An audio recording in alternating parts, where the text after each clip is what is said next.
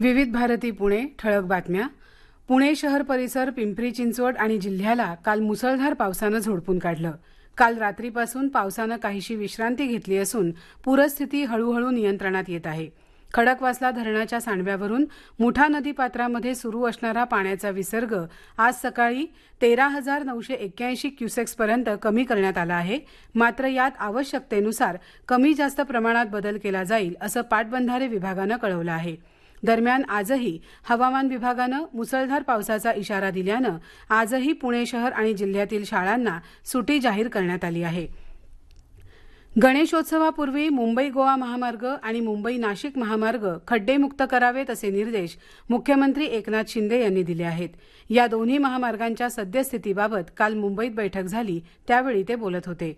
10 ऑगस्टनंतर दोन्ही महामार्गाच्या कामांची पाहणी करण्यासाठी आपण भेट देणार असल्याचंही मुख्यमंत्र्यांनी यावेळी सांगितलं. आगामी विधानसभा निवडणुकीत महाराष्ट्र नवनिर्माण सेना 225 ते 250 जागा लढवणार आहे.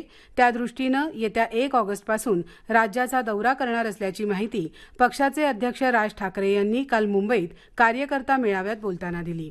श्रीलंकेत सुरू असलेल्या महिलांच्या T20 आशिया चषक क्रिकेट स्पर्धेतील उपांत्य फेरीतील सामना आज भारत आणि बांगलादेश दरम्यान डांबुला इथं खेळला जाणार आहे.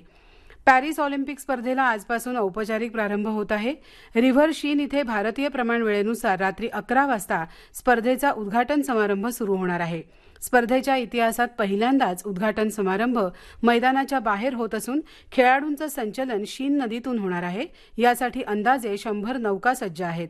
संचलनात भारतीय चमूचं नेतृत्व शरद कमाल आणि PV सिंधू करणार आहेत. या होत्या आतापर्यंतच्या ठळक बातम्या. यानंतरच्या ठळक बातम्या सकाळी 10:58